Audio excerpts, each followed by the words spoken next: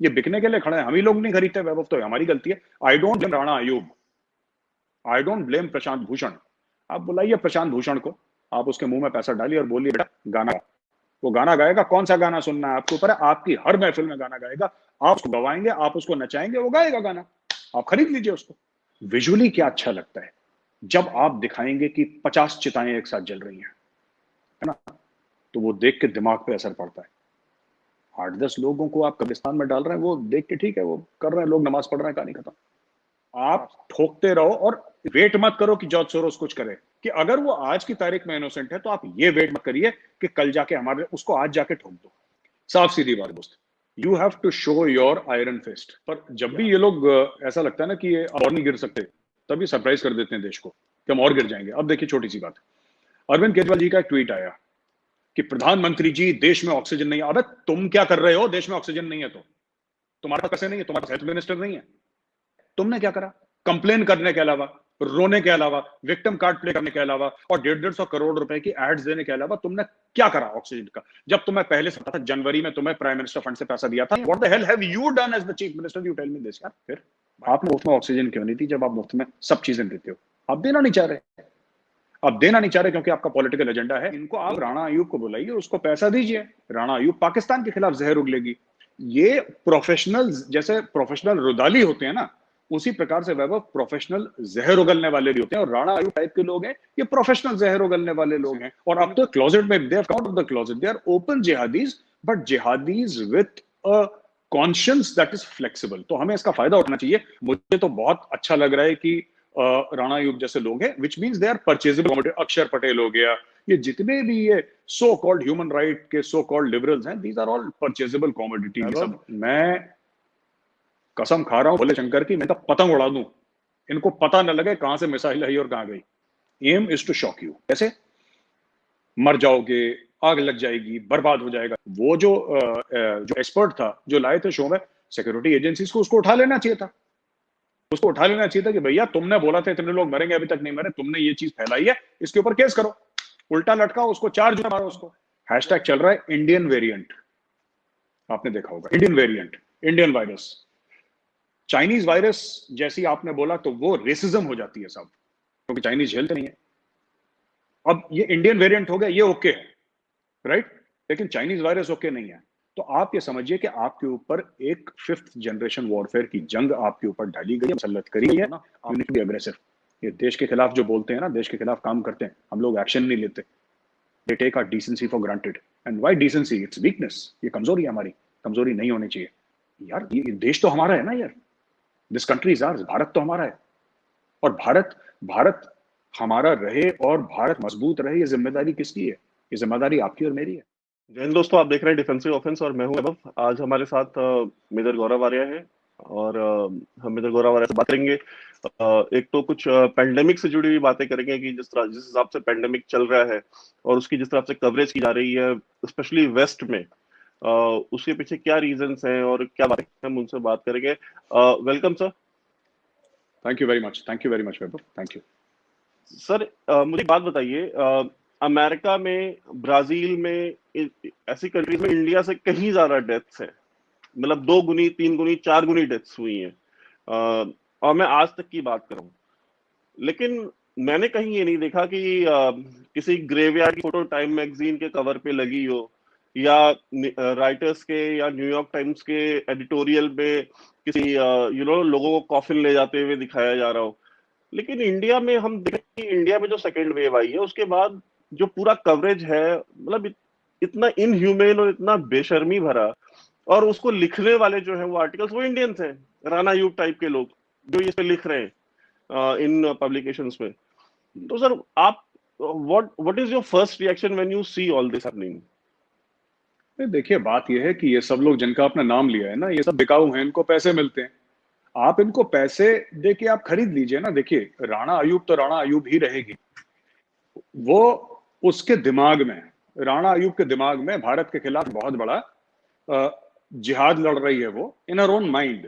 देखो time magazine 100 ऐसे cover छाप ले, हमारा तो कुछ नहीं बिगाड़ सकती, क्योंकि टाइम मैगजीन इंडिया में पढ़ते कितने लोग हैं? पहली चीज, मैं तो कम से कम टाइम मैगजीन नहीं पढ़ता हूं।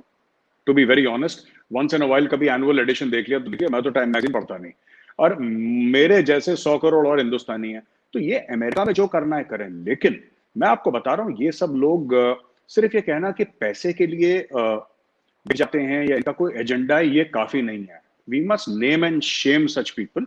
और मैं ये कहना चाहता हूँ वैभव कि it is now time to take names ना, समय आ गया है, नाम लें। आपने राणा आयूब का नाम लिया वैभव, मैं अभी करता हूँ। ये लोग देखिए, ये लोग मर्सनरीज हैं, जिसको भाड़े के फौजी होते हैं ना, जो जिनका किसी फ्लैग या किसी देश के खिलाफ इनकी, या देश के लिए माफ कीजिएगा, कोई लॉयल्टी नहीं रहती। तो इनको आप राणा आयूब को बुलाइए, उसको पैसा दीजिए, राणा आयूब पाकिस्तान के खिलाफ जहर उगलेगी। ये प्रोफेशनल, जैसे प्रोफेशनल रुदाली होते हैं ना, उसी प्रकार से वैभव प्रोफेशनल जहर उगलने वाले भी होते हैं, और राणा आयूब टाइप के लोग हैं, ये प्रोफेशनल जहर उगलने वाले लोग हैं। इनको जिसने पैसा दिया तो इन्होंने टाइम मैगजीन में छाप दिया। कल अगर ये आप इनको 4-5 करोड़ रुपए, ये भी मैं ज्यादा ही बोल रहा हूं, पर आप इनको कुछ भी पैसा दे दिए, 1000 जिसको कहते हैं कि $100,000 अगर इनको दे दीजिए, ये कुछ भी करेंगे, ये सर के बल खड़े हो जाएंगे। The best is to treat such people, right? Treat such people like, you know like जो people who have sold their soul ना, जिन्होंने अपनी आत्मा बेच दी है, दीज आर मॉरल मर्सनरीज। इनके मुंह पे पैसा फेंकिए, इनको ये रोने वोने की कोई जरूरत नहीं, राणा आयूब ने क्या कर दिया, मुंह पे मारो राणा आयूब के पैसा, जो कहो करेगी। ऐसे वो है जो अक्षर पटेल है, जो क्या नाम है उसका, अक्षर पटेल, जो कि एमनेस्टी का था, जो, right, I wrote an article against him long back because he had written something against the Indian army. तो हमने बात करी है उसके बारे में, उसके खिलाफ भी। ये अक्षर पटेल जैसे लोग, आप इनके मुंह पे पैसा मारिए, नाचेंगे ये लोग, नाचते हैं। तो इसमें ऐसी कोई बात नहीं है कि we need to get very flustered. और आपने बिल्कुल ठीक बोला वैभव, जब बात हुई थी वहां पे डेथ्स की अमेरिका में, तो किसी ने कुछ नहीं बोला, राइट? ब्लैक लाइव्स मैटर का इतना कवरेज हुआ, ठीक है, वो बात, तब राणा आयूब ने कुछ नहीं बोला, क्वाइट।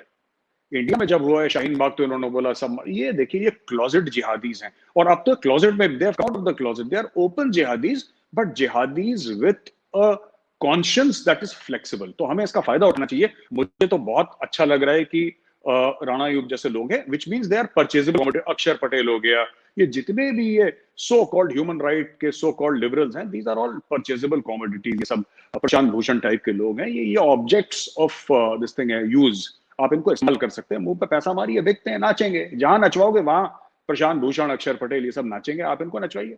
सर इसमें एक चीज हम ये भी देखते हैं कि मतलब ये जितने भी जो सो कॉल्ड एक्टिविस्ट हैं, जो आज की डेट में डॉक्टर बने हुए हैं, इन ये सिचुएशन के हिसाब से ये अपना प्रोफेशन चेंज कर लेते हैं। अभी कुछ 2-4 महीने पहले तक ये फार्मर थे, ठीक है। उससे 2-4 महीने पहले, साल पहले, ये सारे के सारे ह्यूमन राइट्स एक्टिविस्ट थे, सीए एनआरसी के। उससे अगर आप पहले जाए तो ये मतलब ये प्रोफेशन चेंज करते रहते हैं। ये कन्वीनियंस के हिसाब से प्राइम मिनिस्टर ने कहा कि आंदोलन जीवी है, परजीवी है, दूसरों की जिंदगी पे अपनी जिंदगी बसर करते हैं, दूसरों की जान लेकर के उस पे ये रोटी अपनी सेकते हैं। तो व्हाट डू यू थिंक कि इस तरह के जितनी ये पूरी लॉबी है, जिनको जॉर्ज सोरोस, जिसे कहा गया कि इसने $1 बिलियन का फंड बनाया था, अभी कल की न्यूज है कि जो रशिया के जो अपने सिक्योरिटी चीफ हैं, उन्होंने स्टेटमेंट दिया कि सोरोस जो है, George Soros, he is behind कि इंडिया में और अमेरिका में जो डिस्टेबलाइजेशन क्रिएट किया जा रहा है, इसके पीछे जॉर्ज सोरोस है। अब $1 बिलियन अगर जॉर्ज सोरोस ने दे दिए to destabilize all the democracies which have nationalist leaders, जहां पे भी राष्ट्रवादी नेतृत्व है जिस देश में, उसको डिस्टेबलाइज करो और वहां पे लेफ्ट विंग लिबरल टाइप की गवर्नमेंट्स ले आओ। तो sir, how do you think sir, क्या इस गवर्नमेंट को उसको काउंटर करने के लिए क्या मेजर्स करने चाहिए, और ये कितना जरूरी है करना? वैभव देखिए, साफ सीधी बात है, मुझे तो ये समझ में नहीं आता है कौन है जॉर्ज सोरोस, कितना बड़ा तीसमार खाना है। $1 बिलियन कितना होता है? 7,500 करोड़ रुपए होता है। ये तो कुछ भी नहीं है। This is no money. आपको क्या करना चाहिए, रादर देन कंप्लेनिंग, हम लोग, पता है क्या, हम लोग कंप्लेन बहुत करते हैं, हम लोग काम कुछ नहीं करते। जॉर्ज सोरोस ने $1 बिलियन देके आप डिस्टेबलाइज करने की कोशिश करी है। आप अंबानी से बोलिए, अदानी से बोलिए, जॉर्ज सोरोस को डिस्टेबलाइज करो। ये गुजराती भाई, इसको 2 मिनट में जॉर्ज सोरोस की नानी याद आ जाएगी। जॉर्ज सोरोस की कोई कंपनी होगी ना, आप कंपनी में हड़ताल करवा दो, आप कंपनी में हड़ताल करवा दो, आप कुछ भी करवा दो, आप स्टॉक मार्केट से खेल के जॉर्ज सोरोस को बिल्कुल नीचे ले आओ। 10 चीजें हैं जो हिंदुस्तानी कर सकते हैं, क्या दिक्कत है? देखिए, बात यह है कि हमारी थिंकिंग जो है ना वैभव, आपने बोला आंदोलन जीवी, कभी ये डॉक्टर बन जाते हैं, कभी ये ह्यूमन राइट्स एक्टिविस्ट बन जाते हैं। डिमोनेटाइजेशन के वक्त ये लोग इकोनॉमिस्ट भी थे भाई, इंडिया की इकोनॉमी कैसे चल रही है ये लोग बताते थे। अब कल कुछ हो जाएगा तो ये लोग फिर उसके पीछे पड़ जाएंगे। तो they live from agitation to agitation. आपको देखिए, जो इनका मैं आपको बताता हूं, 2-3 चीजें आपको समझनी पड़ेंगी। पहली चीज तो ये है कि इसके पीछे चाइना है। जॉर्ज सोरोस कभी ये कोशिश नहीं करेगा कि चाइना या रशिया को डिस्टेबलाइज करने की कोशिश करे, वो कर नहीं सकता। उसका रीजन है, एक तो मुझे नहीं पता कि जॉर्ज सोरोस के तार कहां तक जाते हैं, पहली बात यह है, let's be very honest about it. दूसरी चीज ये है कि एक बार हुआ था ना, टेररिस्ट आउटफिट थी, कहां, लेबनान या कहीं थी मिडिल ईस्ट में। एक बड़ी फेमस स्टोरी है और मैं दर्शकों के लिए बता दूं कि वहां पे एक रशियन डिप्लोमेट को उन लोगों ने किडनैप कर लिया और फिर रशिया से बोला कि जो तुमने हमारे टेररिस्ट जो पकड़ रखे हैं, आप उनको छोड़िए वरना आपके डिप्लोमेट को मार देंगे। रशियंस ने क्या सिंपल सी चीज करी, रशियंस ने वो जो टेररिस्ट था उसका घर ढूंढा, उसके बाप के घर गए जहां पे उसका बाप रहता था और एक पैकेट भेजा उनको। ऐसी कोई स्टोरी है, मुझे ठीक से याद नहीं है, बट ऐसी स्टोरी हुई थी। वो टेररिस्ट को एक पैकेट भेजा, टेररिस्ट में उस पैकेट में वो जो टेररिस्ट था उसके अंदर उसके बाप का कटा हुआ हाथ था। तो टेररिस्ट घबरा गया, रशियंस ने बोला कि 24 घंटे के अंदर हमारे डिप्लोमेट को छोड़ो वरना अगली बार तुम्हारे अबू का सार आ रहा है इसके अंदर, हम सर काट के भेजेंगे। ये कभी देखिए, India is a soft state. लोग क्या सोचेंगे, टाइम मैगजीन के कवर में क्या छपा, वॉशिंगटन पोस्ट ने क्या बोला, न्यूयॉर्क टाइम्स, आपने कभी चाइनीज और रशियंस को देखा ये बोलते हुए कि न्यूयॉर्क टाइम्स में क्या छपा है? उनको ना समझ में आती इंग्लिश, ना उनको कोई कंसर्न है। इसीलिए जॉर्ज सोरोस का सिर्फ एक ही इलाज है, जॉर्ज सोरोस आपको डिस्टेबलाइज कर रहा है, उसके पहले वो करे, आप उसको करो डिस्टेबलाइज। आपके पास पैसे की कमी है क्या? एक तो इंडिविजुअल है जॉर्ज सोरोस, बजा दो उसका बैंड, भेजो यहां से लोग। इतना जॉर्ज सोरोस की जिंदगी में इतना तेजाब घोल दो वैभव कि वो सवेरे उठे तो उसके मन में दहशत हो। साफ सीधी बात है, that is what we should do. मैं होता ना, मेरे हाथ में कुछ होता, मेरे हाथ में अथॉरिटी होती है, जॉर्ज सोरोस का नामो निशान मिट चुका होता, अभी तक ये सब पे आ चुका होता, he would have declared bankruptcy इसके दफ्तरों में। ठीक है, आप साइबर अटैक्स करवाओ, इसकी ईमेल आईडी से लेकर इसके फोन से लेकर इसकी हर चीज हैक कराओ, इसके ऑफिस में पैसे देकर आप हड़तालें करवाओ, इसकी फैक्ट्रीज में यूनियन बनवाओ, ये यहां जहां जाता है इसके लिए इतना कलेश कर दो कि ये चुपचाप, ये थोड़ा सा देखिए, ये सपोर्ट करता है ना इन सब लोगों को कि इसको पैसा दे दो, ये पैसा दे दो। ये पैसे कहां से आते हैं? किसी ना किसी बिजनेस से आते हैं, जिसको पंजाबी में कहते हैं ना, आप इसके जिंदगी में इतनी खप डालो ये सीधे ना चल पाए। Offence is the best defence. आप ठोकते रहो और वेट मत करो कि जॉर्ज सोरोस कुछ करे। आपको पता है कि अगले साल हमारे खिलाफ जॉर्ज सोरोस कुछ कर सकता है, वो इनोसेंट है, आज की तारीख में वो इनोसेंट है। फॉर एग्जाम्पल एक उदाहरण दे रहा हूं कि अगर वो आज की तारीख में इनोसेंट है तो आप ये वेट मत करिए कि कल जाके हमारे उसको आज जाके ठोक दो। उसको ऐसा कर दो कि व्हील चेयर में आ जाए जॉर्ज सोरोस। सबका यही इलाज है, people must see India's violent face. हम लोग ये योगा, ये क्लासिकल म्यूजिक, बॉलीवुड, हम लोगों ने यही सॉफ्ट चेहरे दिखा रखे हैं। That is why people take us for granted. भेजिए 2-3 टीम्स वहां पे, ये सब लाइन पे आ जाएंगे, मैं बता रहा हूं ये, और ये करते हैं लोग। China does it, Russia does it, आप भी कर दीजिए। आपके पास तो रशिया से ज्यादा पैसा है, your defence budget is 20-25 billion more than Russia. आपके पास क्या दिक्कत है?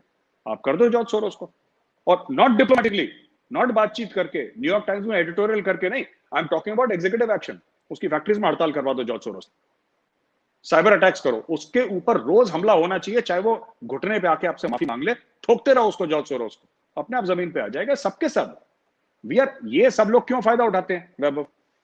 मैं बताता हूं। एक आपको अभी मैं एक चीज बताऊं, ये देखिए मेरे पास एक रिपोर्ट आई है, ये देखिए, ये हिंदू न्यूज़पेपर जो है, हिंदू न्यूज़पेपर में पीरजादा आशिक है इनका, हो सकता है कि श्रीनगर का इनका रिपोर्टर हो, पीरजादा आशिक उसका नाम है। उसने, मैं आपको भेजूंगा और मैं चाहता हूं कि आप इसको दिखाएं वैभव, आप इसको दिखाएं। उसने कोविड के बारे में रिपोर्ट लिखी है, that he said syringes filled with COVID shield vaccine for COVID-19 lie on ice box at a primary health center in Srinagar, Indian controlled Kashmir. He is using the term Indian controlled Kashmir. बंदे का नाम है पीरजादा आशिक। अब ये क्या करेगा? Human rights और freedom of speech, अभी वो करेक्ट कर दिया, मैं आपको दोनों भेजूंगा, करेक्टेड भी और पुराना वाला भी। ह्यूमन राइट्स का वास्ता देखे, मैं बेचारा, मैं विक्टिम, इसका वास्ता देखे, और आपको फ्रीडम ऑफ स्पीच का वास्ता देखे, ये हिंदुस्तान की जड़ें खोद रहे हैं। क्योंकि हम लोग कोई एक्शन नहीं लेते, हम कहते हैं ठीक है फ्रीडम ऑफ स्पीच, भैया अगर फ्रीडम ऑफ स्पीच और इतना आपको डेमोक्रेसी करनी है देश में, फिर ये दीमक किले का दरवाजा अंदर से खोले और आपको हार्म करेंगे, और यही होता आ रहा है। वैभव, एक और चीज मैं कहना चाह रहा हूं, मुझे नहीं पता कि ये क्वेश्चन आपके पास है कि नहीं, लेकिन मैं एक बात कहना चाह रहा हूं, आपने एक बात नोट करी होगी, ये जब इन्होंने ये बात बोली थी कि डिमोनेटाइजेशन हुआ है, नोटबंदी जब हुई है, तो लोगों ने बोला कि 100 लोग, 500 लोग, 1000 लोग, पता नहीं कितने लोग इन्होंने मार दिए, राइट? अचानक कुछ समय के बाद इन्होंने डिमोनेटाइजेशन के बारे में बात करना बंद कर दिया, ठीक है? फिर इनको एक नया भूत सवार हुआ, सीए एनआरसी का। इन्होंने बोला साहब 5-10 करोड़ मुसलमानों को देश से निकाल देंगे, ये हो जाएगा, वो हो जाएगा। खूब इन्होंने हल्ला करा, खूब बॉलीवुड के थके हारे सेकंड थर्ड ग्रेड के एक्टर्स यहां पे आए, खूब स्पीचेस दी, अपने कुछ मीडिया वाले भी आए यहां पे, खूब स्पीचेस दी, ठीक है? अचानक आप देखिएगा, जैसे सुबह आते हुए ओस चली जाती है, ये लोग गायब हो गए। उसके बाद इन्होंने किसानों को पकड़ लिया, साहब इतने किसान मर गए, याद है लोग कह रहे थे कि किसान मर रहे हैं, इतने शहीद हो गए, पता नहीं अजीब अजीब सी बातें, अचानक किसानों की बात। मैं आया अपने फादर को वैक्सीनेट करवा के, वैभव 1-2 दिन पहले की बात है, क्योंकि मुझे पता था कि 1 तारीख के बाद फिर भीड़ होने वाली है, वो अबव 18 सबको वैक्सीनेट कर रहे हैं। तो मैं फादर को ले गया गाजियाबाद में, एक हॉस्पिटल है गाजियाबाद में, मैं ले गया, तो वहां पे मैं ले गया। तो जब मैं वापस आ रहा था, तो यूपी गेट गाजीपुर बॉर्डर के पास, वहां पे किसानों अभी भी बैठे हुए, किसान ना वहां पे बैठे हुए हैं, वो जिन्होंने भड़काया किसानों को, वो लीडर वो कहाँ है? वो तो अपने घर पे बैठे हुए हैं, वो तो चुनाव प्रचार कर रहे हैं। यहाँ पे किसानों को बोला कि भाई तुम भूख से मरो, हमें कोई दिक्कत नहीं है, उनके लिए लंगर लगवा दिया, वो लोग वहीं पे बैठे हैं धूप में, इस धूप में बैठे हैं वो लोग, बुढ़े किसान बैठे हैं, उनको बोला तुम बैठ जाओ। वहां पे मीडिया नहीं है अभी, वहां पे मीडिया नहीं है। तो ये सब लोग जो है ना, अब ये लोग पड़ गए कोविड के पीछे, अब ये कोविड को भी छोड़ देंगे, ये कोई और मुद्दा, जिस मुद्दे से इनको जितना जूस निकालना, अभी ये कुछ देर और जूस निकालेंगे वैभव, ये कुछ दिन और जूस निकालेंगे, जूस निकालने के बाद फिर ये कोविड को, जैसे मौसमी जूस निकलता है, गन्ने से जूस निकलता है, उसके बाद फेंक देते हैं, गन्ना कोई घर तो लेकर जाता नहीं है, तो ये लोग फेंक देंगे। फिर ये कोई और चीज, जिसको प्रधानमंत्री मोदी जी ने बोला था ना आंदोलन जीवी, यही इनका मामला है total, total from agitation to agitation, this is what they do. Sir अगर आपको याद होगा तो लास्ट ईयर एक बरखा दत्त ने एक एपिडेमियोलॉजिस्ट पकड़ा था जब कोविड शुरू होने वाला था, जब हुआ था इंडिया में। तो वो जो एपिडेमियोलॉजिस्ट था, उस समय लगता था कि इंडिया में बस एक वही एपिडेमियोलॉजिस्ट है और तो कोई है नहीं, क्योंकि और वो बता रहा था कि इस साल इस महीने में जहां हम बैठे हुए हैं, कि अगले साल मई तक इंडिया में समवेयर अराउंड 20-25 करोड़ लोग मर चुके होंगे। एंड ये उसने प्रेडिक्शन की थी और बड़ी साइंटिफिक टर्म्स दे करके और आर्गुमेंट्स दे करके और सब कुछ समझाया उसने कि ये वायरस ऐसा होगा और फिर इतना इन्फेक्शन होगा तो इतने लोग इन्फेक्ट होंगे। उसके हिसाब से तो अब तक इंडिया में करीब 70-80 करोड़ लोगों को इन्फेक्ट हो जाना चाहिए था और उनमें से कम 20-25 करोड़ को मर जाना चाहिए था। और जितनी भी ये लेफ्ट विंग मीडिया है, बरखा दत्त टाइप, ये सारे के सारे वही सेम एपिडेमियोलॉजिस्ट का इंटरव्यू कर रहे थे और किसी का नहीं कर रहे थे। तो उस समय भी हम लोगों ने ये बात की थी कि भाई दूसरों को भी देखो, वो कोई इकलौता एपिडेमियोलॉजिस्ट थोड़ी है। लेकिन ये नहीं माने, इन्होंने किया। रिजल्ट आज हम देखें तो उसके जस्ट अपोजिट है। अब वो एपिडेमियोलॉजिस्ट कहाँ है किसी को नहीं पता। क्या बरखा दत्त की या जिन लोगों ने उसका इंटरव्यू किया और ये पूरा झूठ जो पैनिक क्रिएट किया इंडियन मासेस, क्योंकि उस समय तो किसी को भी वायरस के बारे में ज्यादा कुछ नहीं मालूम था। तो उस समय जो ये फियर क्रिएट किया 20-25 करोड़ बंदा मर जाएगा इस देश में एक साल के अंदर, तो क्या उनके खिलाफ कोई एक्शन हुआ? क्या सरकार को ये काम नहीं करना चाहिए था कि उसको पकड़ते और इस तरह के जर्नलिस्ट को पकड़ते और बोलते कि भाई फियर मॉन्गरिंग, हम आप जरा सी बात करें तो हमारे खिलाफ तो एफआईआर हो जाती है। ये लोग मतलब खून भी करके चले जाए, इस तरह की फियर मॉन्गरिंग करके चले जाए, क्योस क्रिएट करके चले जाए, फिर भी इनकी कोई अकाउंटेबिलिटी नहीं है। तो what do you have to say about this? देखिए मैं आपको बताऊं, अगर आपको ऐसा बड़ा बनना है, आप कहते हैं ना हमारे खिलाफ एफआईआर हो जाती है, इनके खिलाफ कुछ नहीं होता, क्योंकि हम लोगों ने सच का साथ दिया है और सच के साथ ही प्रॉब्लम होती है। और मैं उसको प्रॉब्लम वर्ड यूज कर रहा हूं। देखिए 99% हमारी रिकवरी रेट है, यानी कि 100 बंदों को अगर कोविड होता है 99 रिकवर हो जाते हैं, डेथ सिर्फ 1 की होती है, ठीक है? पहली चीज। वैभव आपका मेरा घर है, हमारे पास घर में अगर 3 लोग रहते हैं, फॉर एग्जाम्पल अगर हम लोग 3 लोग रहते हैं हमारे घर में, मेरे घर में, और अचानक 15 लोग आ जाते हैं खाने के लिए, तो मेरे घर का तो खाना कम पड़ेगा, ये फैक्ट है। तो कहने की बात यह है कि यही इस कोविड के साथ भी हुआ है। हमारा जो हेल्थ इंफ्रास्ट्रक्चर है, जिसने इतनी under so much of strain है, क्रीकिंग जिसको कहते हैं, creaking right now, it is because किसी ने एंटिसिपेट नहीं करा था कि इतना बड़ी चीज हो जाएगी। किसको पता था आज से 2-3 महीने पहले कि ऑक्सीजन का इतना बड़ा हो जाएगा? कोई अंतर्यामी थोड़ा ना बैठा, कर रहे हैं लोग यार, कर रहे हैं। मेरे खुद के पेरेंट्स, आपके पेरेंट्स को कोविड हुआ वैभव, मेरे पेरेंट्स को कोविड हुआ है, they have recovered and 99% of the people are recovering. My father is 83-84 years of age. He is a diabetic, he is a heart patient, he has recovered from COVID. या तो ऐसी बात नहीं है, लोग रिकवर कर भी रहे हैं कोविड से और 99% लोग रिकवर कर रहे हैं। WHO कह रहा है कि 99% इंडिया में रिकवर कर रहे हैं। लेकिन आपको क्या है, जो आप कहते हैं ना कि ये इस तरीके का ये बंदा लेकर आए जो एक्सपर्ट अपने आप को, चाहे बरकत कोई और भी लेकर आया है इनको, देखो, aim is to shock, aim is to shock you. कैसे? मर जाओगे, आग लग जाएगी, बर्बाद हो जाएगा। जैसे कि क्या बोला था याद है, महबूबा मुफ्ती ने क्या बोला था, 370 हटाओगे तो खून की नदियां बहेंगी। हिंदुस्तान के तिरंगे को कोई कंधा देने वाला नहीं होगा, कोई झंडा उठाने वाला नहीं होगा, बारूद के ढेर पे बैठेगा हिंदुस्तान, एक चिंगारी लगेगी, हिंदुस्तान में खून की नदियां। आपको याद होगा ये सब इन्होंने बोला था। अच्छा, ये दोनों ने मिलकर हटा दिया 370, प्राइम मिनिस्टर मोदी और होम मिनिस्टर अमित शाह ने हटा दिया ना 370। क्या हुआ? कुछ हुआ? कुछ भी नहीं हुआ। डिमोनेटाइजेशन से बोला सब, डिमोनेटाइजेशन हो गया, देश की अर्थव्यवस्था बैठ जाएगी। क्या हुआ? कुछ भी नहीं हुआ। सीए एनआरसी में सारे मुसलमानों को यहां से निकालने की साजिश है। कौन? एक मुसलमान भाई हमारा निकले, एक मुसलमान बहन हमारी निकली देश से? नहीं निकली। तो ये लोग, देखिए बात पता है क्या है, इनको भी पता है कि इनका झूठ पकड़ा जाएगा, लेकिन जब तक इनका झूठ पकड़ा जाता है तब तक वैभव डैमेज हो चुका होता है, नुकसान को हो चुका होता है। इनका यही एम है कि आपको इतनी एक क्रूअल बात बोलेंगे आपके मुंह पे, ये आपको इतनी अजीबोगरीब बात बोले कि जैसे किसी ने मुंह पे थप्पड़ मार दिया, तो आप उसकी तरफ देखना शुरू हो जाएंगे, किसने मारा, क्या हुआ, ये आप भटके रह जाएंगे। इनका एम ये, इनका एम कभी सच बोलना था ही नहीं। अगर एक बात बताइए, आप ये कहते हैं कि देश में 25 करोड़ लोग मर गए या मर जाएंगे, हमारे देश में 25 करोड़ लोग, जब तक आप ये नहीं बोलेंगे वैभव, तो आपकी न्यूज, जिस आप वेब पोर्टल के लिए काम करते हैं, आपकी बिकेगा कैसे माल यार? तो जो संतरा बेचने वाला होता है यही बोलता है ना कि देश का सबसे अच्छा संतरा मैं बेच रहा हूं। ये माल बेच रहे हैं, इनका खबर से कोई लेना देना नहीं है, इनका खबर से कोई लेना देना नहीं है वैभव। तो ये लोग उदासीनता बेचते हैं, ये लोग मौत बेचते हैं, ये लोग, this is called vulture journalism. Vulture journalism है ये। और किसी बड़े फेमस एक जर्नलिस्ट ने बोला, नहीं लाइक वल्चर्स, जब कोई मरता है तब हमारा धंधा शुरू होता है। आप अगर ये लोग सब जिनका आपने नाम लिया भाई, अगर ये लोग पॉजिटिव स्टोरी दिखाने लगे, इनकी दुकान कल बंद हो जाएगी। इनको बोलना पड़ेगा कि 25-30 को मरने वाले, कल ही बताएंगे, आज रात मरने वाले हैं, सारे वेंटिलेटर देश से खत्म हो गए, ऑक्सीजन है ही नहीं, सब भांफ रहे हैं, सबको सांस। इनको ऐसा एक माहौल बनाना पड़ेगा, तब इनका माल बिकेगा। देश को डैमेज, वो जो एक्सपर्ट था जो लाए थे शो में, सिक्योरिटी एजेंसीज को उसको उठा लेना चाहिए था, उसको उठा लेना चाहिए था कि भैया तुमने बोला था इतने लोग मरेंगे, अभी तक नहीं मरे, तुमने ये चीज फैलाई है, इसके ऊपर केस करो, उल्टा लटकाओ उसको, 4 जूते मारो उसको, वो अपनी डिग्री अपने हाथों से फाड़ देगा, अपनी जो पीएचडी उसने करी होगी या डॉक्टरेट जो करी होगी। पकड़ो उनको। देखो वैभव यार, साफ सीधी बात है, ठीक है, साफ सीधी बात दोस्त, you have to show your iron fist.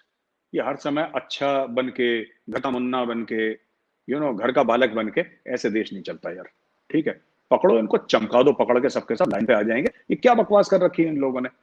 मुझे ऐसी इंफॉर्मेशन मिली है वैभव, जब मेरे फादर, मैं खुद गया था वहां पे, ठीक है, and I am talking about 2 hospitals. My father was admitted in 2 hospitals. एक में ठीक से इलाज नहीं हुआ, दूसरे में फिर touch by the grace of God he recovered and he is back home now, he is safe.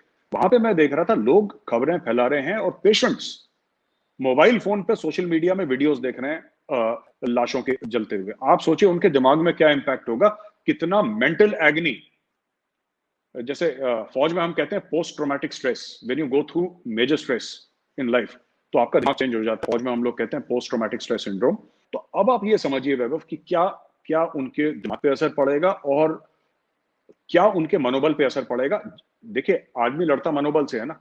इनका एम क्या है, ये जो भी पत्रकार हैं जो राणा अयूब टाइप के ना, इनका क्या है कि देश का मोराल तोड़ दो यार, मनोबल तोड़ दो। एक बार वैभव सिंह और गौरव आर्या का मनोबल तोड़ दिया हमने, फिर लड़ने की क्षमता खत्म हो जाती है।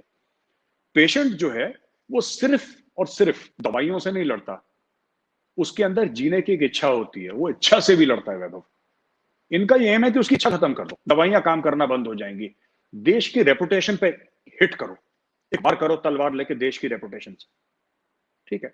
किसी तरीके से पुराना सिस्टम, पॉलिटिकल सिस्टम वापस आ जाए, इनके पैसे शुरू हो जाए, ये सारा का सारा पैसे का खेल है।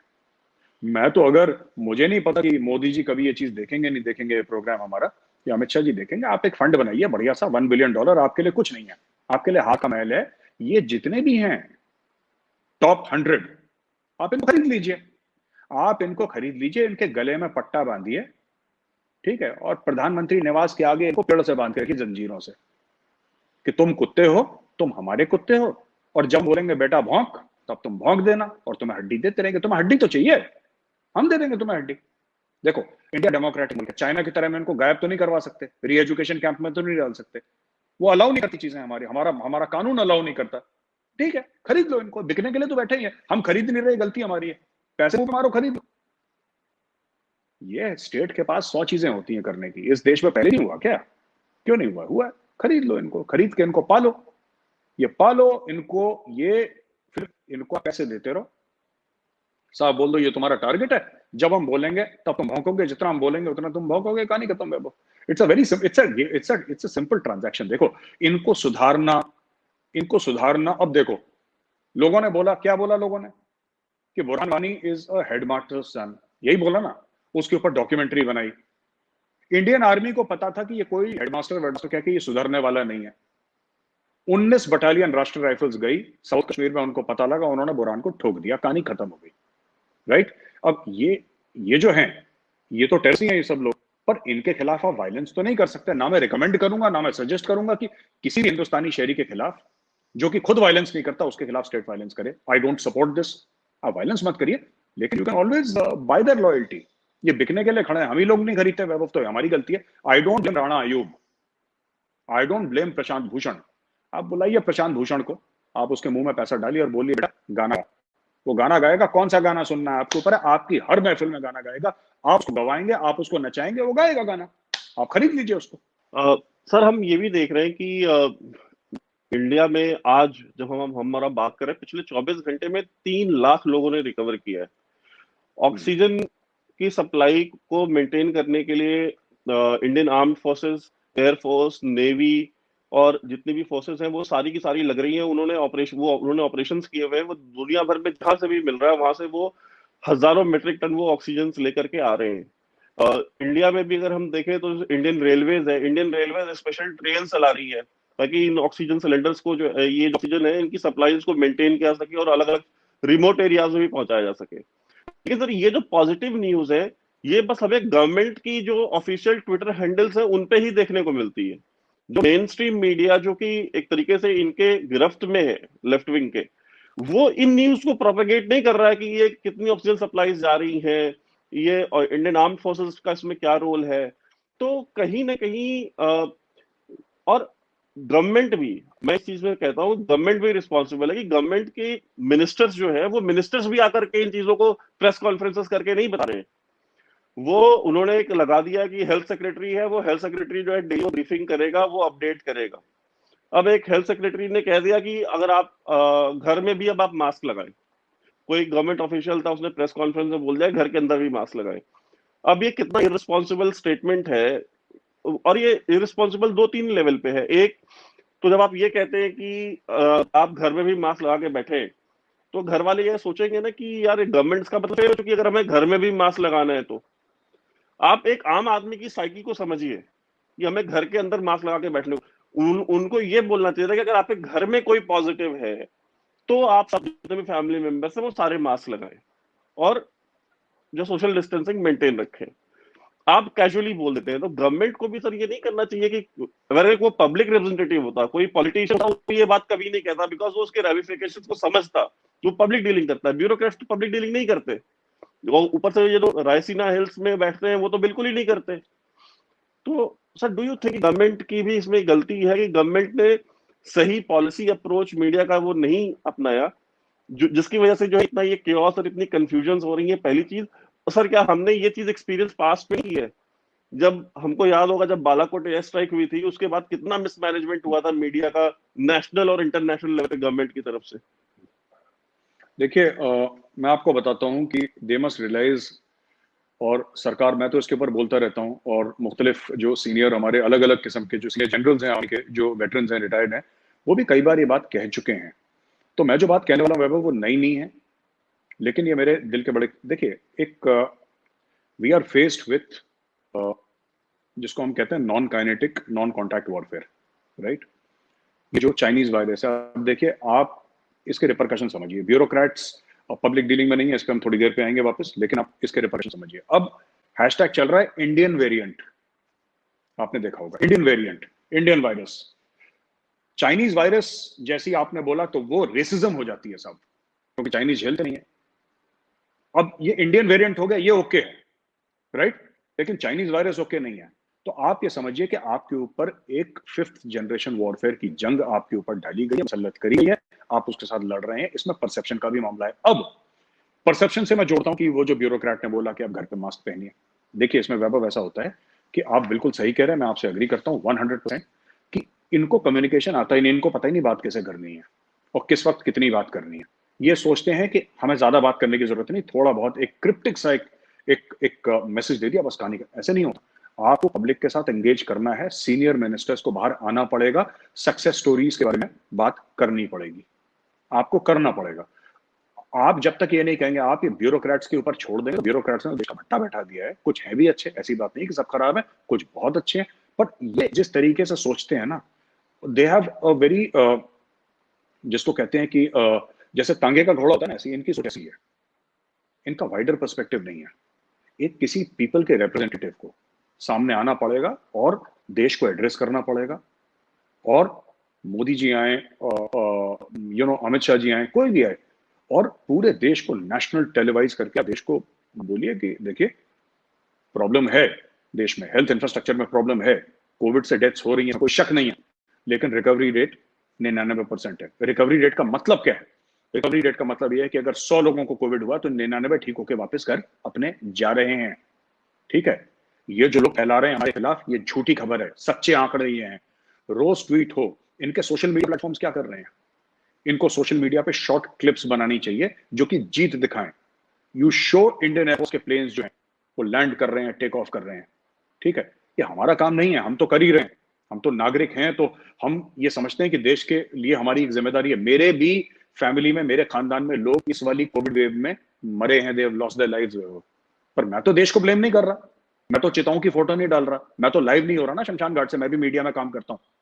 मैं क्या करूं? मैं अर्नब गोस्वामी को बोलूं कि अर्नब भाई मुझे जाना है, 2 कैमरा दे देना, मैं भी जरा शमशान घाट से लाइव होता हूं। I will not do that यार, दिस इज माई कंट्री, ये मेरी जिम्मेदारी है। ये सिर्फ मोदी जी की, अमित शाह का देश नहीं है यार, ये मेरा तुम्हारा देश भी है। ये हमारी जिम्मेदारी है कि हमारे देश की क्या रेपुटेशन आगे जा रही है। Even I have lost near and dear ones यार, हमारी एक्सटेंडेड फैमिली में, not in my immediate family but in my extended family, people have died and we have a lot of pain. I have seen my parents grieving for them. तो पर ये यार, ये देश तो हमारा है ना यार, this country is ours, Bharat तो हमारा है, और भारत हमारा रहे और भारत मजबूत रहे, ये जिम्मेदारी किसकी है? ये जिम्मेदारी आपकी और मेरी है।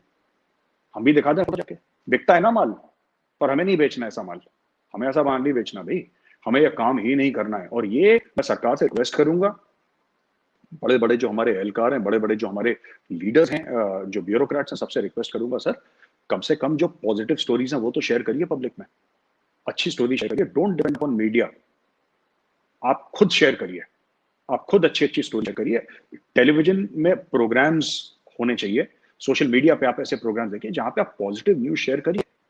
लोग कैसे, ये हो गया, ऑक्सीजन नहीं मिली, उस आदमी की डेथ हो गई, बहुत अनफॉर्चुनेट है, बहुत अनफॉर्चुनेट है, नहीं होना चाहिए भारत जैसे देश में, पर एक क्राइसिस सिचुएशन है। पर ये लोग ये नहीं बोलेंगे कि वो 99 से उनकी जान बच गई क्योंकि उनको ऑक्सीजन मिल गई।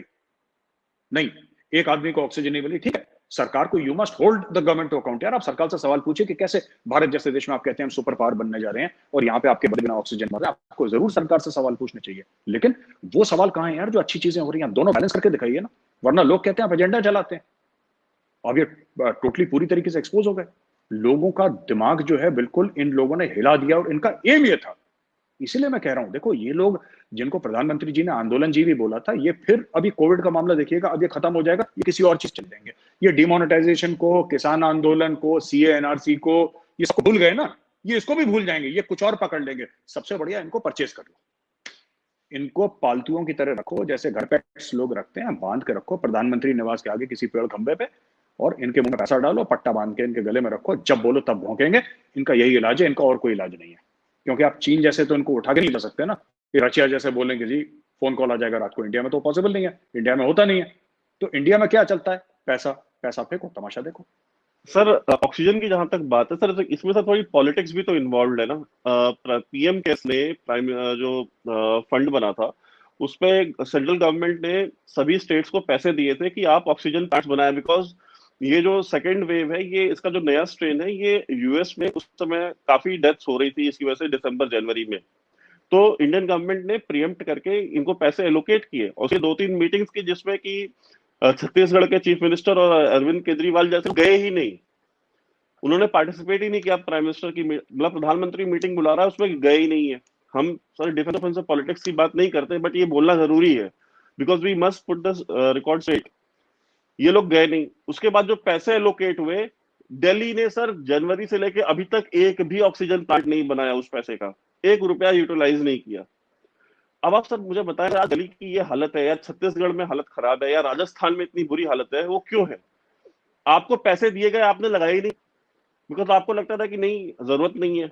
अगर लोग मरेंगे नहीं तो हम प्राइम मिनिस्टर को अकाउंटेबल कैसे बनाएंगे? तो सर ये जो पॉलिटिक्स चल रही है कि मतलब आप अपने ही वोटर्स के, अपने ही राज्य के लोगों की जान से आपको कोई प्रेम नहीं है, बस कैसे भी करके एक बंदा जो ऊपर बैठा हुआ है आपको उसको नीचे खींचना है। तो सर ये मतलब पॉलिटिक्स हमारे तो कितने नीचे और गिरते आप देख रहे हैं। मतलब मैंने पर्सनली सोचा था, मैं कोई फैन नहीं हूँ ये आम आदमी पार्टी और कांग्रेस का, बट मेरे भी जो जितना मैंने सोचा था कि ये कितना गिर सकते हैं, बट इतना तो मैंने नहीं इमेजिन किया था कि इतना गिर जाएंगे कि अपने ही लोगों को मार देंगे ये। Vaibhav, I thought they were already scraping the bottom of the barrel, पर जब भी ये लोग ऐसा लगता है ना कि ये और नहीं गिर सकते, तभी सरप्राइज कर देते हैं देश को कि हम और गिर जाएंगे। अब देखिए छोटी सी बात, अरविंद केजरीवाल जी का एक ट्वीट आया कि प्रधानमंत्री जी देश में ऑक्सीजन नहीं है। अबे तुम क्या कर रहे हो, देश में ऑक्सीजन नहीं है तो? तुम्हारे पास पैसे नहीं है, तुम्हारे पास हेल्थ मिनिस्टर नहीं है? भाई आम आदमी पार्टी का हेल्थ मिनिस्टर है, आम आदमी पार्टी का हेल्थ का बजट है। तुमने क्या करा? कंप्लेन करने के अलावा, रोने के अलावा, विक्टिम कार्ड प्ले करने के अलावा और 150 करोड़ रुपए की एड्स देने के अलावा तुमने क्या करा ऑक्सीजन का? जब तुम्हें पहले से पता था, जनवरी में तुम्हें प्राइम मिनिस्टर फंड से पैसा दिया था, प्राइम मिनिस्टर फंड से अगर पैसा नहीं भी देते, मैं कह रहा हूं 1 मिनट के लिए पीएम केयर से तुम्हारे पास नहीं गया, गए हैं करोड़ों रुपए, पर मैं कहता हूं मान लो 1 मिनट के लिए तुम्हारे पास नहीं गया। क्या तुम्हें नहीं पता था ये प्रॉब्लम होने वाली है? जब तुम्हें क्लियर कट इंडिकेशन थे, तुम्हें लिखी गई थी चिट्ठी कि प्रॉब्लम होने वाली है, तुमने क्या करा अपने बजट का? बस कुछ नहीं करा, चुपचाप पीछे बैठे रहे। ट्वीट प्रधानमंत्री जी, ये मैं बता रहा हूं, ये लोग टिपिकल विक्टिम कार्ड, हर चीज में रोना। मुझे क्या है, देखिए बात यह है कि मैं कोई मोदी भक्त नहीं हूं, यहाँ पे वैभव मैं रिकॉर्ड पे कह जाता हूं, बट मैं एक चीज में बहुत क्लियर हूं अपनी लाइफ में यार, रोना गाना नहीं है boss. We have to understand as citizens, are we part of the problem or are we part of the solution? हम समस्या का हिस्सा हैं या समाधान का हिस्सा हैं? अगर कुछ नहीं कर सकते तो ट्विटर पे खप मत डालो यार, don't spoil it for everybody. ठीक है, अगर आप कुछ नहीं कर सकते तो चुप रहो, कुछ करना चाहते हो तो ठीक है, जो सरकार बोल रही है आप कोविड प्रोटोकॉल्स फॉलो करिए, घर पे रहिए, या फिर आप सरकार के साथ मिलकर, किसी एनजीओ के साथ मिलकर कुछ ऐसी एक्टिविटी करिए, राइट? ऐसी एक्टिविटी करिए जिससे लोगों का भला हो। जिसके घर में खाना नहीं है, आप खाना पहुंचाइए। लोग कर रहे हैं ना ऐसा, आप क्यों नहीं कर रहे ऐसा?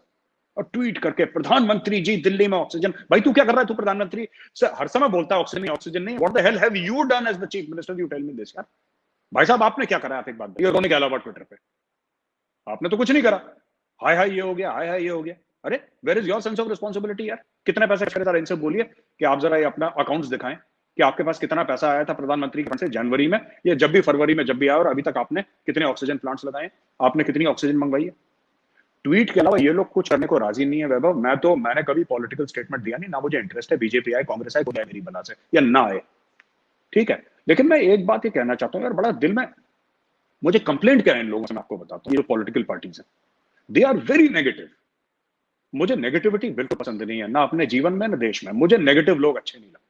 आप ये बताइए साहब, ये समस्या है, ठीक है, हम इसके बारे में ये कर रहे हैं, सो प्रॉब्लम यार। हर चीज में हिंदुस्तान में इतने समय के बाद फाइटर जेट्स आए। आपको पता है कि we are faced with 2 nuclear armed enemies. to the east and to the west, even to the north. We have to nuclear armed enemies, China and namely Pakistan. 36 Rafale का order आया, क्या बोला? Corruption हो गया, corruption हो गया, 30,000 करोड़ खा लिए। अब कोई उसके बारे में बात नहीं कर रहा 30,000 करोड़ में, क्योंकि सुप्रीम कोर्ट ने बोल दिया। झूठ क्यों बोल रहे हो तुम भाई? 1 रुपए का गबन नहीं हुआ, तुम झूठ क्यों बोल रहे हो? अब राफेल के बारे में बात इन्होंने बात करनी बंद कर दी। डिमोनेटाइजेशन में 500 लोग मर गए, 500 लोग, अब कोई बात नहीं कर रहा। किसान मर गए, हल्ला हो गया, जेनोसाइड हो गया, ठीक है। तो ये सब लोग जो हैं, ये कुछ काम नहीं करना चाहते। इनका सिर्फ एक काम है, किसी तरीके से हमें वोट मिल जाए। अरे वोट तुम्हें नहीं मिलने वाला, तुम क्यों अपना टाइम वेस्ट कर रहे हो? देश का टाइम क्यों वेस्ट कर रहे हो? तुम्हें वोट नहीं मिलने वाला क्योंकि तुम्हारी हरकतें ऐसी हैं, राइट? एक बात बताओ वैभव, मैं एक सवाल पूछना चाहता हूं, जरा आप ही से मैं सवाल पूछ लेता हूं वैभव, है ना? इन्होंने कई हजार करोड़ रुपए खर्च कर दिए, दिल्ली की बात कर रहा हूं, मुफ्त में बिजली, मुफ्त में पानी, राइट? मुफ्त में बिजली, मुफ्त में पानी। भाई मुफ्त में ऑक्सीजन क्यों नहीं दे रहे तुम? बिजली पानी तो तुमने बड़ा मुफ्त में बांटा, तुमने बोला मुफ्त में ये दे दिया, वो दे दिया, ये है, हमने मुफ्त में ये दे दिया, अपनी बहनों के लिए मुफ्त में मेट्रो में सफर करेंगी, बस में सफर करेंगे, जिसमें भी सफर करेंगे, हर चीज मुफ्त। मुफ्त में ऑक्सीजन तुम नहीं दे रहे, क्यों नहीं दे रहे? या तो बोल दो हमारे पास पैसे नहीं है, पर तुम ये बोल नहीं सकते क्योंकि वो चीज ओपन है, सबको पता लग जाएगा। मैं ये जानना चाहता हूं, दिल्ली सरकार ने जिसने मुफ्त में पानी दिया है सालों से लोगों को, जो गरीबी रेखा के नीचे थे, उन्होंने मुफ्त में बिजली दी, और जो दिल्ली की लेडीज उनको बोला कि आप मुफ्त में पब्लिक ट्रांसपोर्ट यूज कर सकते हैं, मुफ्त में कितने करोड़ों रुपए बांटे, तुम लोग मुफ्त में ऑक्सीजन क्यों नहीं दे रहे? ये बताओ। और दिल्ली इतना सा है, बिलांद भर सा दिल्ली है, कुछ पॉपुलेशन नहीं है दिल्ली की, इतना सा है दिल्ली, बिलांद भर का। यहां से मेरे घर से जाओगे 40-45 मिनट में आप आउटस्कर्ट्स में पहुंच जाते हो दिल्ली के, और 1 घंटे के अंदर आप गुड़गांव एंटर कर जाते हो, ठीक है ना? मेरे घर से, मैं नोएडा में बैठा हूं इस वक्त। फिर आपने मुफ्त में ऑक्सीजन क्यों नहीं दी जब आप मुफ्त में सब चीजें देते हो? आप देना नहीं चाह रहे, आप देना नहीं चाह रहे क्योंकि आपका पॉलिटिकल एजेंडा है, लोग मरेंगे, फिर आप वल्चर की तरह घूमोगे, फिर आप जाओगे अपने फेवरेट जर्नलिस्ट को आप भेजोगे क्रिमेटोरियम से, आप भेजोगे शमशान घाट में, वहां से लाइव करेंगे वो लोग कि देखो हाय हाय ये हो गया, यहाँ पे लकड़ी देने वाला कोई नहीं है। ठीक है, प्रॉब्लम्स हैं, मैं ये नहीं कह रहा एवरीथिंग इज परफेक्ट, मैं ये नहीं कह रहा। We are in the centre, in the middle of a national emergency. ये आपातकालीन स्थिति है, मैं कह रहा हूं, मैंने खुद देखा है। ऑक्सीजन की कमी है, ये भी सच है, हॉस्पिटल बेड्स की कमी है, ये भी सच है, लोग मर रहे हैं, ये भी सच है, लेकिन आप उसको 100 टाइम्स मैग्नीफाई करके सबके सामने ला रहे हो यार, 100 टाइम्स मैग्नीफाई कर रहे हो, 100 टाइम्स आप बड़ा कर रहे हो, सब लोगों को ऐसे बोल रहे हो कि जैसे देश खत्म हो गया। विदेशों में भी आप ये खबर डाल रहे हो, यही बदतमीजियां कर रहे हो, तो फिर this is what is going to happen. Sir इस समय जितनी भी मीडिया है वो या तो दिल्ली के शमशान घाटों में बैठी हुई है या यूपी के शमशान घाटों में बैठी हुई है, कानपुर, बनारस, इलाहाबाद, लखनऊ, यहाँ के शमशान घाट में बैठी हुई है। अच्छा सर, मुझे ये भी नहीं समझ में आ रहा है कि ये सारे शमशान घाट में क्यों बैठे? कोविड जो है वो सिर्फ हिंदुओं को मार रहा है? अगर इतने ही लोग मर रहे हैं तो क्या सारे के सारे हिंदुओं को मार रहा है, और वो सारे के सारे मतलब जो मुसलमान हैं, ईसाई हैं और बाकी उनको वो नहीं मार रहा? अगर यार इतनी ही अगर कैटास्ट्रॉफी हुई है इंडिया में, इतने ही लोग मर रहे हैं, तो मैंने तो किसी कब्रिस्तान की या ग्रेवयार्ड की फोटो नहीं देखी अभी तक, या उनकी वीडियो नहीं देखी, या किसी रिपोर्टर को देखा कि ये देखिए मैं अलीगढ़ के फला कब्रिस्तान के सामने खड़ा हूं और यहाँ मैयतों की लाइन लगी हुई है। वो तो नहीं कर रही है। तो सर ये मतलब क्या, मतलब कोई हिंदू फोबिक वायरस है तो सिर्फ हिंदुओं को मार रहा है? एक तो ये वायरस जो है सिर्फ हिंदुओं को मार रहा है, पहली चीज है। दूसरी चीज है मीडिया के सेंस में मैं आपको बताता हूँ, इसमें हिंदू मुस्लिम एंगल तो मुझे नहीं पता है, इसके बारे में मैं कमेंट नहीं करूंगा because I am not aware. But एक बात, ये आपने जब बोला तब मेरे ध्यान में आया, वरना इसके पहले मैंने सोचा नहीं था इस मामले में। लेकिन वैभव एक मैं आपको बात बताता हूँ, मैं इसमें बड़ी इंपॉर्टेंट बात है ऑप्टिक्स की, जिसको हम लोग मीडिया में कहते हैं ऑप्टिक्स।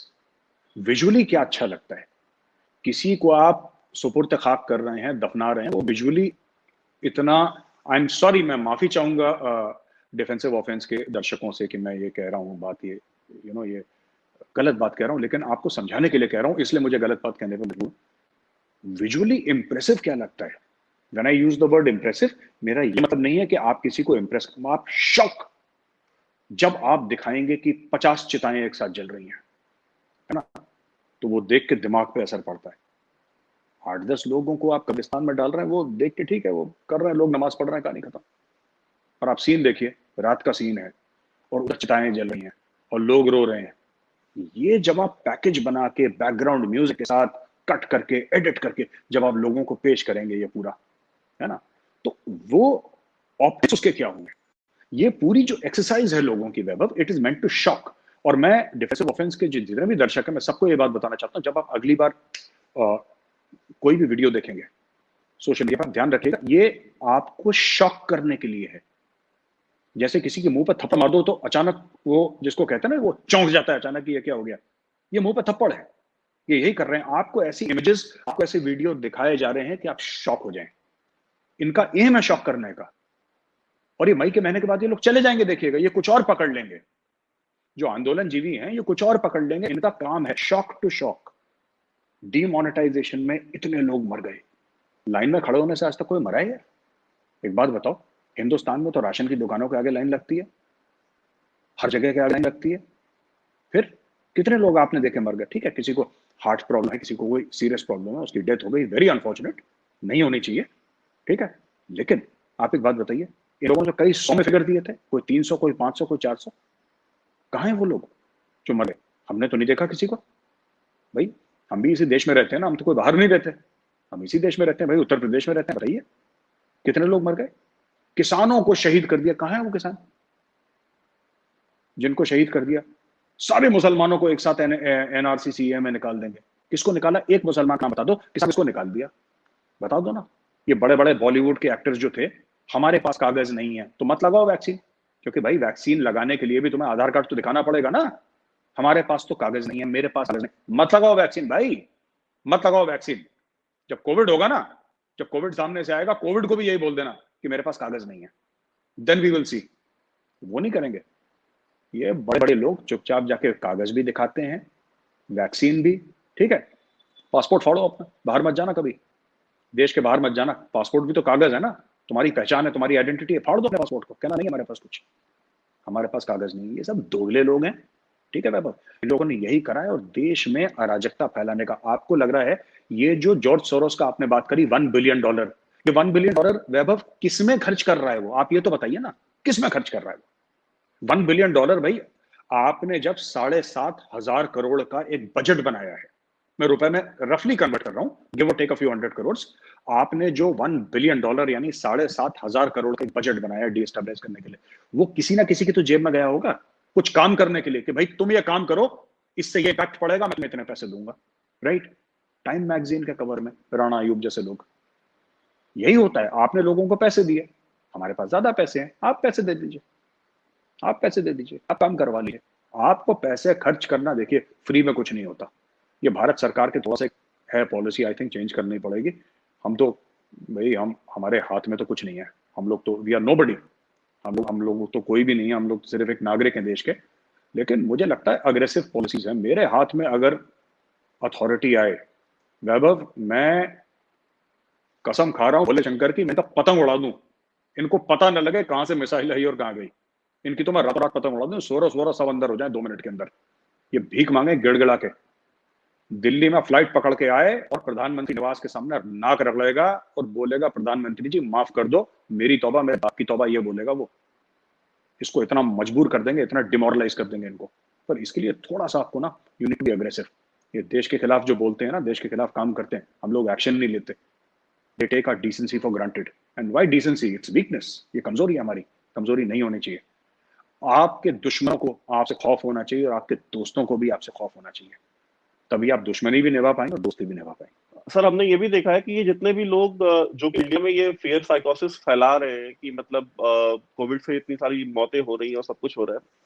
कल हमारे साथी एक जो राष्ट्रवादी नेशनलिस्ट जर्नलिस्ट थे रोहित सरा, कल वो हमारा साथ छोड़ के चले गए। तो एक तो सर हम देखते हैं कि उनके खिलाफ भी जो जहर उगला गया कल ट्विटर पे दिन भर, उनकी मतलब सोचे सर कितने गिरे हुए नीच किस्म के लोग हैं कि एक मरे हुए व्यक्ति के बारे में इस तरह की बातें करते हैं और उसको फासिस्ट और पता नहीं क्या क्या इन्हें बोला। तो सर वही वही सेम लोग जो यहाँ पे फियर फैला रहे हैं कोविड को लेकर के, एक पूरा कंफ्यूजन क्रिएट कर रहे हैं, डर का माहौल बना रहे हैं, वही सेम लोग रोहित के खिलाफ भी बातें कर रहे थे। तो sir what do you have to say about this? नहीं नहीं नहीं Vaibhav, you are absolutely right. ये वही लॉबी है जो रोहित सरदाना से परेशान थी वो देश से भी परेशान है, ठीक है। एक तो मुझे बहुत अच्छा लगा वैभव, मैं रिकॉर्ड एक चीज कहना चाहता हूँ। कल मैंने जब मैंने रिपब्लिक टीवी देखी तो मुझे अच्छा लगा कि श्रद्धांजलि दे रहे थे रोहित सरदाना को। आपको पता है मैं रिपब्लिक के लिए काम करता हूँ, मुझे पता है कि रिपब्लिक और आज तक का क्या कंपटीशन है, ये किसी से ढकी छुपी बात नहीं है। बाकी सब चैनल्स ने दिया श्रद्धांजलि, रोहित सरदाना को देनी भी चाहिए, रोहित भाई को श्रद्धांजलि देनी भी चाहिए, हमने भी दी, बाकी सारे चैनल्स ने दी। लेकिन आप जानते हैं कि रिपब्लिक मीडिया नेटवर्क और आज तक में कितना कंपटीशन है, इसके बाद भी I think Arnab Goswami did the right thing, he did the gentlemanly thing, ठीक है ना, जो एक अच्छे इंसान को करना चाहिए, ठीक है। वो एक सेंस ऑफ कैरेक्टर दिखाता है एक बंदे का, और मैं तो बहुत खुश हूं, और अर्नब गोस्वामी ने बहुत अच्छा काम करा है। I really salute him for this, कि आपने बोला ठीक है यार, हमारी जो नेटवर्क की दुश्मनी है वो चलती रहेगी, और बड़ी भयानक। मैंने अब जाके, मैं मीडिया में 4 साल हुए वैभव, मैंने अभी रेज करा है कि जो नेटवर्क की दुश्मनी होती है बड़ी खतरनाक होती है, सारे नेटवर्क्स की आपस में, फॉर टीआरपीज, फॉर आईबॉल्स, ठीक है। It's very very competitive, very competitive. जैसे कॉर्पोरेट सेक्टर में ना, उससे भी ज्यादा कॉम्पिटिटिव। लेकिन रिपब्लिक मीडिया नेटवर्क ने जो करा, they did the decent thing, they did the right thing, जो शरीफ। फौज में एक चीज कहते हैं हमें ना, फौज में ये कहा जाता है कि इंडियन आर्मी है, हम लोग दुश्मनी में भी शराफत रखते हैं, यू सी। तो दुश्मनी या जो भी कंपटीशन या जो भी वर्ड आप देना चाहें, मैं वर्ड नहीं दूंगा, लेकिन रिपब्लिक मीडिया नेटवर्क ने वो शराफत रखी, और इसलिए I salute them. I think they have done very well and I am very proud, number 1। Number 2, देखो यार, रोहित भाई ने बात क्या बोली, देश की बात करते थे रोहित भाई, ठीक है। अब ये लोग पास से भी, पाकिस्तान से भी बड़े लोग कह रहे हैं मर गया, मर गया, मर गया, अच्छा हुआ मर गया। अरे तुम अमर हो क्या? तुम भी मरोगे, तुम मरोगे क्या? तुम ऊपर से लिखवा के आए होगे 1000 साल तक? कल रोहित सरदाना गया, परसों तुम चले जाओगे। गौरव आर्या ने भी मरना है, वैभव सिंह ने भी मरना है, जो पैदा हुआ उसको मरना है। तो किस चीज का सेलिब्रेट कर? ये इनके माँ बाप ने इनको परवरिश ही गलत दी है वैभव। इश्यू इज, इसमें पता है संस्कार और संस्कृति की बात बस, ठीक है। जिसका संस्कार नहीं होता वो ऐसा हल्का काम करता है, और वही ताकतें, यू आर वेरी राइट, वही ताकतें हैं जो रोहित सरदाना की मौत के बाद रोहित सरदाना को गाली दे रही हैं, वही देश को भी गाली दे रहे हैं, चाहे वो उधर क्यों चाहे इधर क्यों, बराबर ही है ये जोंक, these termites, and it's okay. Rohit Sardana एक सोच का नाम है, रोहित सरदाना मरा नहीं है, ठीक है, और रोहित सरदाना जैसे लोग कभी मरते नहीं। जो रोहित सरदाना ने अपनी बात अधूरी छोड़ी है, उसको मैं आगे बढ़ाऊंगा। मैं मर जाऊंगा, वैभव सिंह आगे बढ़ाएगा, वैभव सिंह मर गया, कोई और आगे बढ़ाएगा। ये बातें कभी खत्म नहीं होंगे। तो जो लोग ना बड़े कल से खुशियां मना रहे हैं कि रोहित को ये हो गया, रोहित को, आपको क्या सोचते हैं, आपको क्या लगता है कि जो रोहित की फिलॉसफी है, जो रोहित सरदाना के जो विचार हैं, वो रोहित के साथ खत्म हो गए? बिल्कुल नहीं। इसको हम आगे बढ़ाने वाले, हम आगे बढ़ाएंगे। आप, मैं जैसे लोग, राष्ट्रवादी लोग, 130 करोड़ लोग हैं वैभव, 130 करोड़ लोग, ठीक है। और हम जैसी, रोहित सरदाना जैसी जो मानसिकता है, रोहित सरदाना जैसी आइडियोलॉजी है, जो माइंड फ्रेम है, जो माइंडसेट है, हम लोग आगे बढ़ाएंगे, because we share what Rohit Sardana does and what he did, what he contributed. हम उसको सपोर्ट करते हैं और हम उस चीज को आगे बढ़ाएंगे। तो जो लोग खुशियां मना रहे हैं, उनसे कहना एक आध दिन तुम खुशी मना लो, क्योंकि जो रोहित सरदाना करा था, उस प्रोग्राम को, उस विचार को आगे बढ़ाने की जिम्मेदारी मैं लेता हूं वैभव, उसको बढ़ाने की जिम्मेदारी आप लेते हैं, और 130 करोड़ हिंदुस्तानी लेते हैं। ये रुकने वाला मामला। Thank you so much sir. और मैं आखिर में बस इतना कहना चाहूंगा आप सभी को कि पॉजिटिव न्यूज फैलाएं। आपके घर में अगर कोई रिकवर कर रहा है, जो अगर कोई लोग ठीक हो रहे हैं, तो उनके बारे में बात करें, उनके एक्सपीरियंस साझा करें कि आपके यहाँ कितने लोग हैं ऐसे जो इन्फेक्ट हुए और उसके बाद ठीक हुए, आपके आस पड़ोस में, आपके जानने वालों में, रिश्तेदारों में। देश को इस समय जरूरत पॉजिटिविटी की है। नेगेटिविटी तो फैलाने वाले हैं, उनको तो पैसे मिलते हैं उस काम के, उनको करने दीजिए। आप उनकी बातों में आकर के या उन पे बिलीव करके या उनके झांसे में मत आइए। आप अपने पर्सनल एक्सपीरियंस शेयर कीजिए कि हाँ, हमारे घर में भी किसी को हुआ था। जैसे मेरे पेरेंट्स को, गौरव साहब, मेरे साहब ने बताया कि मेरे पेरेंट्स को भी हुआ, उनके पेरेंट्स को भी हुआ। मेरे पेरेंट्स तो अभी फिलहाल रिकवर कर रहे हैं, they are doing well and I hope कि वो रिकवर कर जाएंगे। मेरे साहब के पेरेंट्स रिकवर कर चुके हैं और दोनों के ही पेरेंट्स काफी ओल्ड है, बुजुर्ग है। तो हमें इस तरह की चीजें करनी चाहिए और वैक्सीनेशन जरूर कराइए। ये जो कुछ लोग आपको बता रहे हैं कि कुछ एक पॉलिटिकल पार्टी ने कह दिया कि भाजपा की वैक्सीन है, हम नहीं लगवाएंगे, कोई कह रहा है कि इसको वैक्सीन लगवा लेने जो है वो इंसान नामर्द हो जाएगा, इस तरह की चीजें अरे यार तुम जिंदा रहोगे तब तो मर्द रहोगे ना, मर मर जाओगे तो क्या करोगे अपनी मर्दानगी का? सो सबसे पहले वैभव वैक्सीन। वैभव वैभव, मैं सॉरी, मैं इंटरप्ट कर रहा हूँ, ये नामर्द होते होते 130 करोड़ हो गए यार, एक बात बताओ। हाँ। मर्दानगी परेशानी के बाद ये 130 करोड़ हो गए, हम्म। तो मुझे लगता है प्रॉब्लम इज मर्दानगी, लिमिट पे होनी चाहिए भाई। राइट। राइट। सो हमारा कहना ये है कि वैक्सीनेशन जरूर कराइए। और आपको जैसे ही आपका नंबर आता है, आप 45 प्लस है, तुरंत कराइए। 45 प्लस, अब तो 18 के ऊपर के भी गवर्नमेंट ने कह दिया है कि आज से वो स्टार्ट कर रहे हैं, तो आप कराइए। वैक्सीनेशन हर किसी को कराना जरूरी है, और वैक्सीनेशन से बहुत हेल्प हो रही है। जिनको भी फर्स्ट डोज लगा था उनकी मोर्टेलिटी ऑलमोस्ट नेग्लिजिबल हो गई है, वो चाहे 60 ईयर्स के ऊपर के ही लोग क्यों ना हो। तो वैक्सीनेशन जरूर कराइए, ये मेरी हाथ जोड़ करके आप सभी से रिक्वेस्ट है। मास्क लगाइए, सोशल डिस्टेंसिंग मेंटेन रखिए। नहीं जरूरी है मत निकलिए घर से बाहर, कोई जरूरत नहीं है। आप, बाजार को आपकी जरूरत कम है, इस देश को आपकी जरूरत ज्यादा है। So please, it's a very humble request from me and from major साहब कि आप रिस्पॉन्सिबली बिहेव कीजिए। ये वक्त है, एक दौर है, ये दौर निकल जाएगा। इंडिया ने इससे बहुत बुरे बुरे दौर देखे हैं, इंडिया ने जेनोसाइड्स फेस किए हैं। अगर हम उससे अगर उभर गए तो ये कुछ भी नहीं है, हम इससे भी उभर जाएंगे। जय हिंद।